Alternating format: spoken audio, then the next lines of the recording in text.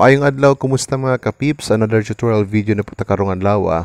Wherein today, tudluan ta mo kung saon paggamit og mga simple technical analysis tools nga naa diri sa atong platform, no. We are still using the MetaTrader 4. So for today, tudluan ta mo kung saon pag-set up og mga indicators sa inyong screen nga makita diha kay as you can see, kani siya nga account mo ni siya tong account na gibuhat na to last time katong sa last video. So kung di pa mo kabalo kung saan pag-set up ng mga account, I would encourage you to watch those videos na meron akong gi-upload, no, kay para makabalo mo saan pag-set up ug pag-abot ani karon nga stage kung diin na natay platform nga nabuhat. I mean, na natay account nga nabuhat sa tuang platform. Alright? So sa kaning account, nag-deposit ta ani og play money nga $3,000, no? So $3,000 na siya nga deposit. So gitrade na ko ni siya gamit ang kadtong indicators na itudlo na ko sa inyo karon. Mga simple techniques lang gud siya na akong itudlo sa inyo karon sa pag-set up sa inyong cellphone. So sa tuang balance or sa tuang deposit nga 3,000 na anata karoy ginansya nga $160, $170 something. Pakita na ko sa inyo haon sa pag-close karon natay gi-trade diha nga mga mini lots, natay gi-pan-trade diha ng mga 0.05 lots. Ang ND, that is Nasdaq 100 or sa stocks na siya. Nag-trade sa taog GBP JPY, which is the Great Britain pound versus the Japan yen, and of course GBP CAD or the Great Britain pound versus Canadian dollars. So karon sa ako ang gi-deposit nga $3,000 sa ano kapag income na. So kay good man akong trade kung tanawon niyo siya, blue man siya tanan diri, no. So meaning na ko ni income. So karon and by the way kani siya nga gi-trade na ko ni siya kanina alauna, no, 1 PM diri sa tuang Philippine time diha. Okay, so kanina man kaning GBP JPY na ko gi-trade na ko ni siya alas 2 something ana. Okay, tapos kani pong GBP CAD somewhere alas 2 po siya kanina. Alright, so karon ako asyang i-close, no, pakitaan ta mo sa pag-close ana. So i-press and hold na ako na siya, close order, close with profit na siya makita diha. So kani close na ko siya, close order, close with profit, close na ko siya, close order, close with profit, close na ko siya. Ilan siya naman, so i-close na to siya, no. Ano na pag-close? Ano na kasimple ang pag-close? Pack. Okay, so meaning wala na ko running trades. So unsa ang nahitabo? So for this day, sa ako lang simple na trade ganina lang to siya, no, which is sama sa konsulta alauna na siya. Nag-trade ko sa ako ang puhunan nga $3,000, that's approximately around 150,000 pesos. So niginan siya ko gamay. Tama-tama lang niginan siya ko og $158.41. So kung ato na siyang i-convert sa peso, that is around pila, mga 7.5 something.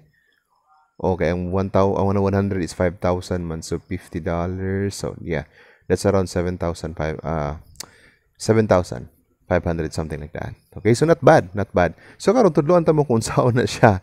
Kung yun sana ko na siya, gamit lang ni siyang simple strategy na ako ang itudlo sa inyo karon. So sa nakita ninyo diha karon ang atong window diha, kani ang atong window, vacant pa kay siya, no. So wala pa siya sulod. Wala siya sulod ng mga technical analysis ng mga indicators. So meaning ato na siyang butangan diha para makatabang o maka-aid sa inyo haon saon pag achieve nga at least makakwarta mo. Okay? Karon step by step natin siya, so bear with me ha. So first, ang atong buhaton is you have to click on kaning F diri sa taas. I-click niyo na siya. Kana siya nga to ang indicator tools window. Okay? So pag-click nimo atong F sa taas, na kay makita-an diha nga mga klase-klase ng mga indicators na trend, oscillators, and of course volumes, na puti mga Bill Williams. Okay? So matag item diha, na siya yung mga kanya-kanya nga mga roles, kanya-kanya nga mga functionalities nga makatabang sa imuhang technical analysis. Kay kung sa forex market, namang tay 3 types of analysis natin: technical analysis, naputay fundamental analysis ug napod tay sentimental analysis. Okay? One of the very important thing is the technical analysis. Although na nagaingon nga dili ka mo trade kung technical analysis lang gyud imong basihan. Na po'y nagaingon nga dili pug ka mo trade sir kung ang imong basihan is sentimental lang. Na po'y nagaingon na dili ka mo trade sir kung imong basihan is actually fundamental analysis lang. Okay? On our next videos, tudloan ta mo kung unsay mga meaning ana o unsay mga definitions ana nila kay importante jud kay siya sa pag-trade no.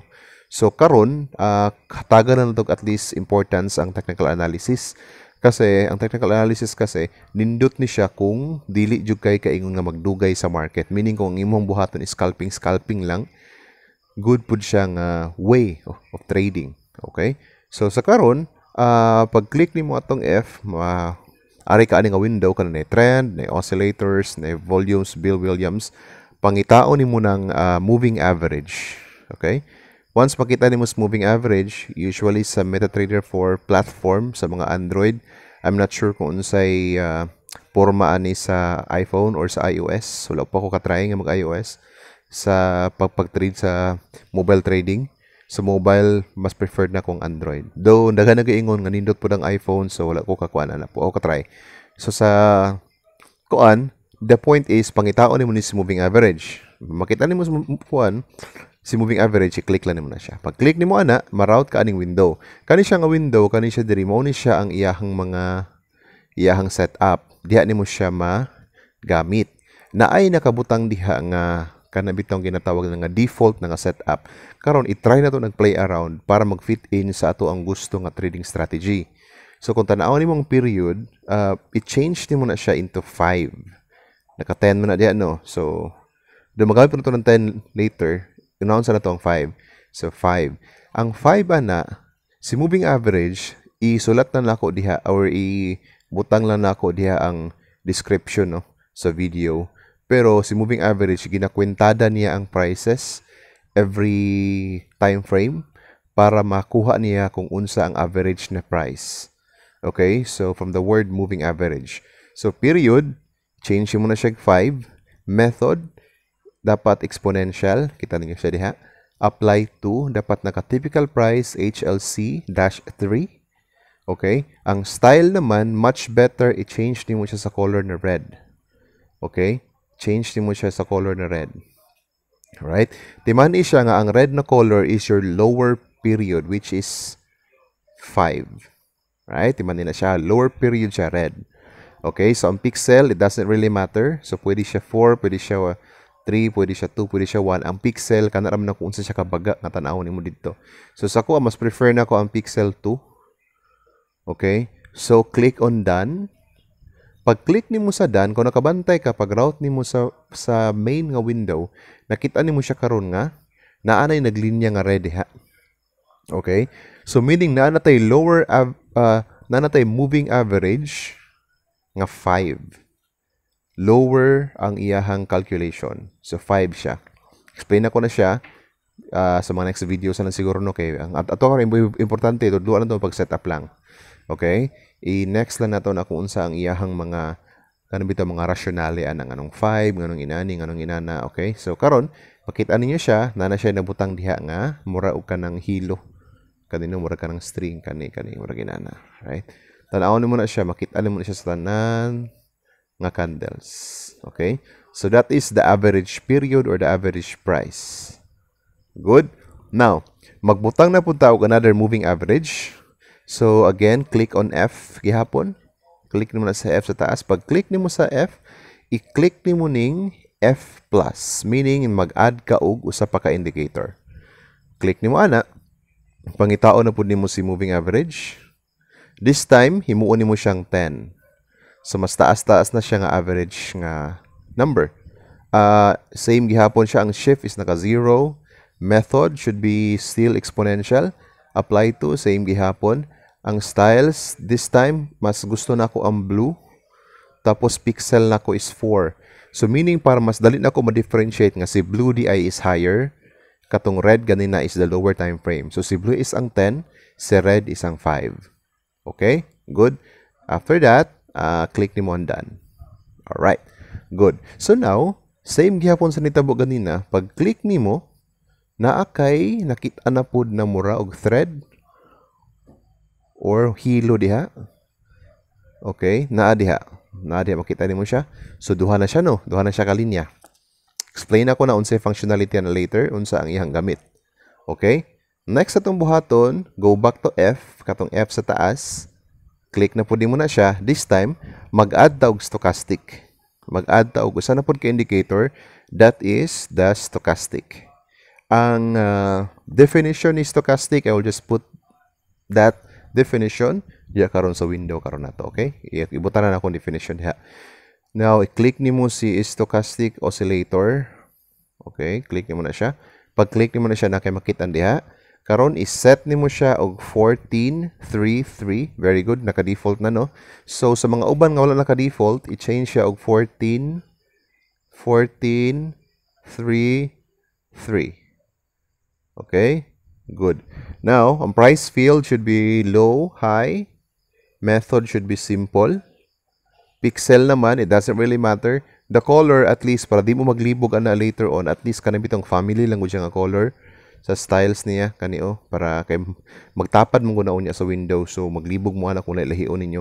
So at least kanang almost the same lang na color. Ang preferred ako kay ingani siya na color, gwapo siya. Right? Now click on done. Levels should still be 20 and 80. Wala tayo i-change dito sa levels, ha? Wala tayo i-change dito. Same lang gihapon. Right? Now click on done. Pag click nimo sa done, naa na siya second window nga makita nimo diri sa ubos. Right? Kung nakabantay ka ganina, wala pa na siya. So, karon is na siya second nga window. So, dito na mo makita si stochastics. Si stochastics is nara. Okay. Kita na nimo si stochastics. Ayun. Okay. Nara. Right? Okay. Good. Now, this time around, makita na to, ato na pong magduwang na po tag last indicator to complete the setup. Okay? So, click on F again. This time, i-click nimo sa indicator window 1. Alright? Pag-click nimo kang indicator window 1, pangitaon nimo this time si Relative Strength Index or better known as RSI. Ayun. So, dara siya. Relative Strength Index. Description, I'll just put it on the window para basahon ninyo. So, relative strength index, let's start with the period. Magdagdag ka og, change nimo siya into 14. Pwede. 14. Now, pixel, doesn't really matter. Okay lang. Level should still be 30 and 70. Don't change it. Okay. So, click on done. Ayun. Nakita ninyo siya diri sa ubos na naa siya nadagdag isa. Diri sa ato ang indicator window 1. Diri. Na nadagdag. Red. Right? So, again, mag-add na po tag isa. Click again on indicator window 1. Ayun. So, click, pangitaon na po din mo si RSI or si Relative Strength Index pa rin. Hana, pangitaon yapon mo na. Click mo na siya. This time, 14, i-change na po din mo siya into 70. So, naatay total of tulo ka RSI nga i-set up na to. Still, apply to close. Pixel. So, same gihapon siya, at least family of red para dili mo ma-confuse ganina kang stochastic. Click on done. Ayan. Ano siya? Last one. Again, click on F sa taas. Click on the indicator window 1 again. Okay? It's very important nga dito gini mo siya i-click sa indicator window 1 ha para mag-uban sila dito sa ubos. Okay? So pag-click nimo ana, click ka diha pak, pangitaon na pud nimo si Relative Strength Index still. Tapos from 70 change nimo siya og 30. Pixel same gihapon. Ang color at least family of red. Done. Ayun. Kita nimo siya. So karon, kung makita nimo sa ubos naa na tay mga graphs diha, no? Nanatay mga linya-linya or nanatay murag mga hilo diha kung sa Bisaya pa, no? Ang ganina katong family of blue na color mao na to siya ang ato ang stochastic nga 1433 ang setup niya, no? Tapos karon naa na pud tay RSI nga 14, 70, and 30. Now, unsa paggamit ana? But before that, i-set up sa nato ni siya nga at least makuha nato ang average price diri dapitan, no? Kaya importante po na siya, gamit kina siya. Now, click on empty space. This time, i-click nimo ang empty space kani. Okay? Click nimo ana, mugawas ni siyang lingin nga blue nga murag donut, and i-click nimo ni siyang mga shape diha. Okay? Pag-click nimo ana, ma-route ka ani nga window. Na option to put objects on your chart. You select the horizontal line. Okay? Pag pindot nimo sa horizontal line, ipindot nimo siya diri, ibutang nimo ang imuhang thumb diri sa ubos, pack, na imo labas diha nga murag line, kaning line. Pag pindot nimo siya, automatic nga nabutang siya diri. Make sure nga diri gid nimo siya dapita ipindot, ha. Diri siya nga part. So karon, since gipindot nako siya, nakita ninyo ngining gawas na siya. Kani nga kanang black. Okay? Ang next atong buhaton, click on empty space again. Then click on the shapes again. Kani gihapon, click nimo ni siya. Pag click nimo ana, i-edit nimo tong gibutang nimo na H1 horizontal line 6813. Click nimo siya. Na kay option 2, edit the point, or kung asa siya dapita nga price kani, edit nimo siya diha. Ang edit nimo ana is you set that to 50. Set nimo siya into 50. Yun, sorry, 500. Yan, 50. 50.0000. Okay? Symbol, all symbols, style, 2 pixel, it doesn't really matter. Importante diha ang point, 50. Done. So, pag pindot nimo ana, na siya sa tunga. Okay? This time, at this point, kompleto na ang imuhang setup sa imuhang simple scalping method sa imuhang technical analysis karon. It's a combination of exponential moving averages, stochastics, and also RSI. Right? Now, how can this help you in your trading decision? Okay?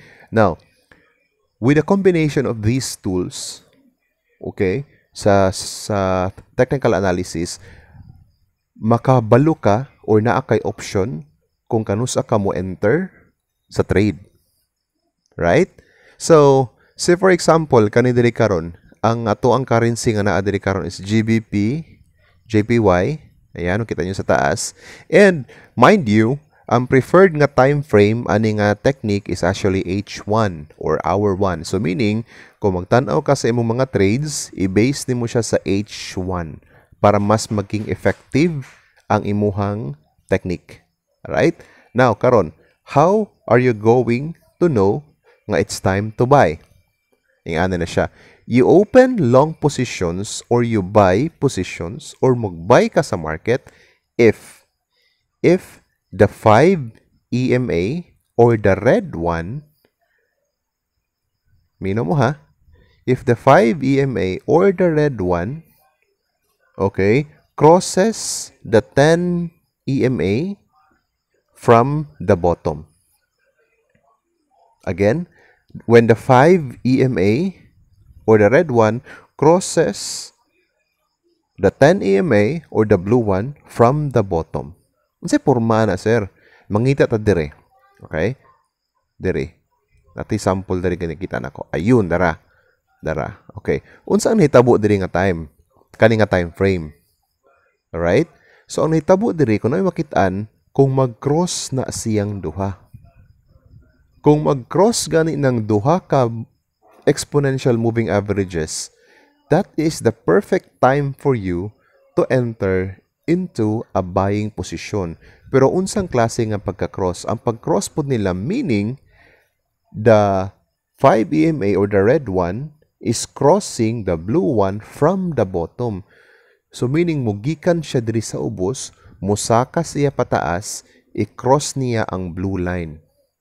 Pero magikan ang 5 EMA or the lesser exponential moving average gikan sa ilalom. Ayan. So na-cross siya diri nga part.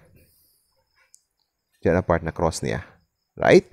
Now, if you want to make sure that that is the right one na jud, if you want to make sure na kanabitong tama na siya na trade, you wait for the confirmation candle. So diri man siya dapita nag-cross, no? Diri man siya dapita nag-cross nga time. Diri ani nga candle. Somewhere here. So wait for this candle, confirm mo tanaw nimo uy ning buy gid siya. So this is the perfect candle for you to enter into a trade kani nga candle. So kung nag-buy ka diha, most likely of course you will win. Kung tan-aw ninyo pag cross niya no, tan-aw ninyo pag cross niya ning buy gid si market. Right? That is the first consideration only. The second consideration is that you also have to make sure that not only that the 5 EMA crosses the 10 EMA from the bottom, but you also have to check if the stochastic lines are directed up. Okay? Kinsa man to si stochastic line? Kadtong duha ka blue. Kani. Sa pagtan-aw nimo, sa kani nga point ning cross siya no. Ning cross siya diri. So tan-awon po nimo nga dapat katong blue is directed up. Directed up but not on the overbought zone. Kung may tag overbought na zone, meaning ana, it's not the perfect time to buy na kasi overbought na si market. Medyo nahutda na og kusog ang mga buyers. Ang overbought zone naman, kung niabot na gani si blue diri sa 80 mark, ayaw na. Most likely, kung nag-start pa diri sa 50 mark, nagsugod pa lang gid ang iyang strength, that's a perfect time for you to enter. So, ang first consideration, pag tan-aw nimo, uy, ning cross si red EMA kay blue EMA from the bottom, uy, that's a good time to buy. Pag confirm nimo sa ubos, tan-aw nimo si stochastics. Pag tan-aw nimo ka stochastics, uy, si blue is actually going upwards ang iyang direction. Pero wala pa siya sa 80 nga price, somewhere around 50 pa siya nga price, na pa siya diri dapita kani nga time, no? Wala pa siya nabot sa 80. So that's a good thing. The next one is tan-awon pud nimo nga si RSI or si Relative Strength Index is above the 50 mark. Si RSI kasi kana ang basis kung unsa ka kusog ang strength index sa mga buyers. Medyo kusog-kusog gid siya, no? Kusog-kusog gid siya. Kung tan-awon po nimo siya diri kaning red, kanang tulo ka red, mao na ang imuhang relative strength indexes. Okay? So kung tan-awon nimo kana pod nga time nga naga-buy si market, naga-start po siya saka. And it's above the 50 mark. So that's why importante nag-set up na to tong 50 diri dapita. Kay para makita ninyo kung asa si overbought o si oversold na zone. Right? Perfect. So at least na mo idea kung unsaon pag-buy. On the other hand, unsaon pag-sell? Kanus ang nga time pod nga perfect i-sell. Okay? Ang perfect naman pod na i-sell is that when the 5 EMA or kadtong lower EMA, the red one, crosses the 10 EMA from the top. Kung ganina pag-buy, nindot siya kung mubay ka kung ang 5 EMA or sa red one ning cross from the bottom, this time mo cross food siya from the top. I-cross food niya si blue one or sa 10 EMA. Itatag sample dire. Ayun. So kani nga time, nindot siya nga mag-sell ka ani kani nga time. No, nga naman, pag abot ani niya na candle, kanina candle, gi-cross niya. Gi-cross na niya. Meaning, from the top, pansinan ninyo. Ako pang i-zoom in ako para makita ganyo. So, ayun. So, from the top, gi-cross ni red EMA or ni 5 EMA, si blue EMA, from the top, gi-cross niya si blue. Right. If you want to make sure, you can wait for the confirmation candle. So, this is the confirmation candle. Pag close ani sa hour 1, uy, selling gid siya. So, you can put your sell positions here. Pwede na. And most likely, if you did that, you can have a winning trade. Kasi, ning bagsak yun si market. Very easy, right? Now, that is the first consideration. The second consideration mo pag mag-sell, same gihapon, almost the same concept dito kung mag-buy ka. You have to make sure, okay, you also have to make sure that your stochastics or kaning imuhang blue, kaning blue nimo, kana is heading down. Heading down si blue, tapos naman si red, okay, kanang red nimo, kana man ang imuhang mga RSI or imuhang mga relative strength index, okay, is also below the 50 mark. So kung tan-awon nimo diri nga time, below sila sa 50 mark. Meaning kusog ang puwersa sa mga sellers. So that's a perfect time for you to enter into a trade nga mag-sell ka. Right? So at least na kayo mga considerations para makabalo ka kaning nga time. And mind you guys, this simple technique is applicable in all currencies. So meaning sa bisag unsa na currency, pwede siya ma-apply. Right? So at this time, so since naka-live man ni siya, no? Live ni siya nga kanabitang pagkabuhat na kuan ni karon na kuan kani nga video. So tan-aw nimo siya wala pa kay siya wala pa siya significant na movement pero naga-attempt na og cross si red EMA or si 5 EMA sa blue EMA from the bottom. So there's a possibility no na mo-buy siya. Okay? Tan-awon pud nimo diri pod sa ubos nagasaka pod ang ato ang mga indicators. Right? Pero we have to wait. Di tan-awon gid mo siya kanang mo cross gid bitaw siya guys. Kana gyud mag-ano gid siya ba kanang kadini mute sa nato ni B. Kaya ako ang mga GC. Yun. Tara. So, hulaton gid mo siya nga mo cross gid siya. That's a perfect time for you to buy. So, I hope this simple technique will help you in your trade. So, please like and subscribe and make sure to share this to your friends para kabalo pud para napod sila idea kung unsaon paggamit sa mga simple tools nga naa diha sa tuang